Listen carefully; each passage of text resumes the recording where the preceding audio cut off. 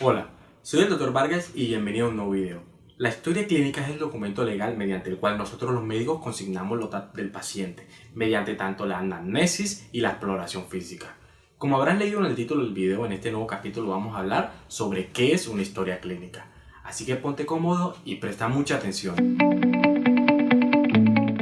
Una historia clínica no es nada más que el relato de la acumulación de las enfermedades de nuestro paciente, la cual va a estar constituida por una anamnesis, un examen físico, las pruebas complementarias, un curso clínico y tanto un diagnóstico, pronóstico y tratamiento de una enfermedad. A la hora de hablar de la anamnesis, los médicos partimos de la premisa de que los síntomas son subjetivos y los signos son objetivos. Prácticamente la anamnesis nos va a aportar el 70% de los datos para poder llegar a un diagnóstico ahora. Posiblemente el examen físico nos pueda aportar entre el 0 y el 30% de los datos para poder llegar a un diagnóstico.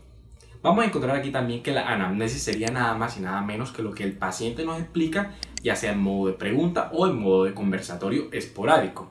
A la hora de elaborar nuestra parte anamnésica de la historia clínica tenemos que tener en cuenta tanto los datos personales, donde vamos a acumular la información personal, en su defecto el nombre de nuestro paciente, el sexo, la ocupación, el lugar de origen, el lugar de procedencia, sus residencias anteriores y su raza.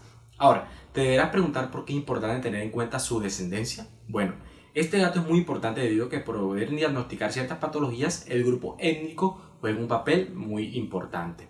En el motivo de consulta, debes consignar en las fases más breves posibles tanto el diagnóstico, los nombres de las enfermedades o las quejas del paciente. Como sabemos, siempre existe un motivo de consulta el cual debemos anotar tal cual nos lo menciona nuestro paciente entre comillas. Ahora, semiológicamente se debe mencionar todos los relatos que dice nuestro paciente. En ciertas ocasiones es necesario que nosotros como médicos nos adoptemos al lenguaje del paciente. Es decir, si nuestro paciente emplea una palabra para referirse a cierto síntoma, nosotros como médicos debemos adoptar esa misma palabra cuando tengamos que hacer nuevas preguntas. El motivo de consulta más frecuente aquí es el dolor. El dolor se va a describir de acuerdo a sus características, su tiempo de evolución, la fluctuación del dolor y los elementos que van a exacerbar o en su defecto van a revivir este mismo dolor. En pocas palabras, para poder definirlo, déjame te comparto una mnemotecnia que me ayuda a pensar la teoría del dolor. Vamos a encontrarnos con la palabra Alicia.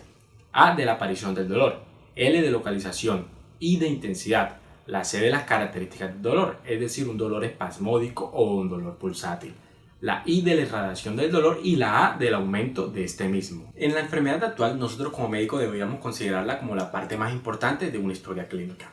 En este espacio de la historia nosotros analizamos todos los detalles referentes a las quejas principales, anotando el momento en el que aparecieron los síntomas y su forma de aparición.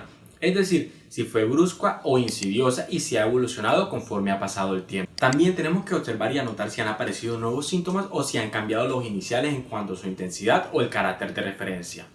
Aquí el registro de todas las incidencias de la enfermedad debe hacerse de forma obligatoria, de una forma rigurosa y muy cronológica. Ahora, esta es la parte de la historia clínica donde dejamos que nuestro paciente hable espontáneamente referente a su sintomatología hasta donde sea posible. Pero ojo, hay que tener cuidado de no escribir demasiado mientras nuestro paciente habla porque le podemos dar la intención de que nos interesa más la escritura que sus propios problemas y dolencias. Aquí recuerda anotar ciertos puntos salientes como las fechas, los intervalos de tiempo y su sintomatología principal. En pocas palabras, para poder mejorar cada vez más y ser un mejor médico, hay que acostumbrarse a desarrollar la retentiva para poder anotar los detalles del paciente. En nuestra revisión por sistema, que no es nada más que una revisión sobre los funcionamientos de los órganos y los sistemas, especialmente sobre aquellos en los cuales nuestro paciente nos hizo una referencia al narrar su enfermedad actual, vamos a encontrar que en esta revisión por sistema nos va a proporcionar una visión general sobre la salud de nuestro paciente y nos podría suministrar las claves en relación con sus dolencias o también nos podría en su defecto poner en evidencia otras enfermedades o defectos relacionados con la enfermedad actual.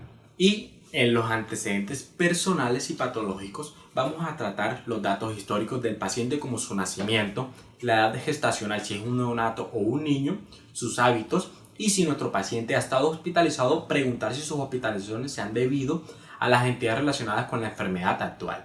Recuerda que tenemos que tener en cuenta las enfermedades de la infancia, los traumatismos, los procedimientos quirúrgicos, si ha tenido transfusiones y su historia familiar. Antes de continuar, si te ha gustado mi video, por favor compártelo, dale like y activa la campana de notificaciones para que no te pierdas de ninguna de mis próximas actualizaciones.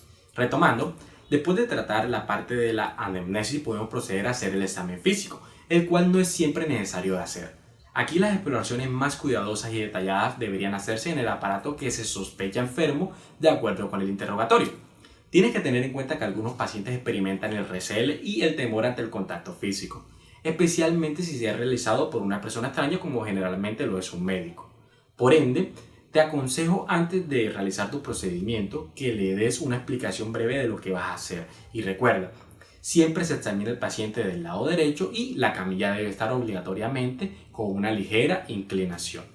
En las pruebas complementarias vamos a tener en cuenta si tenemos radiografías, imágenes, electrocardiogramas o inclusive las pruebas complementarias que nuestro paciente nos pueda aportar. En el curso clínico vamos a encontrar básicamente cómo avanza su dolencia conforme pasa la enfermedad y la dolencia mencionada, y a la hora de finalizar la historia clínica, una vez terminamos el examen físico, nuestro paciente después de vestirse y que se prepara para que le dé las instrucciones finales con relación a los exámenes paraclínicos y el tratamiento, podemos hacer unas últimas preguntas que no tienen cabida en la historia clínica, pero que son convenientes de hacer para otros aspectos de la situación del paciente. Un claro ejemplo de estas preguntas podría ser: ¿cómo te sientes frente a esta enfermedad?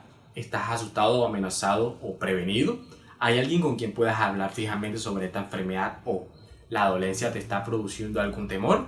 Listo, soy el Dr. Vargas y eso fue todo por hoy. Espero haber respondido a todas tus dudas y si es así, apóyame con un like. Suscríbete y activa la campana de notificaciones para que no te pierdas de mis próximas actualizaciones. Por aquí te voy a dejar mis redes sociales. Y recuerda que me puedes encontrar en Spotify, Google Podcast, Anchor, Radio Public y Breaker como el Dr. Vargas.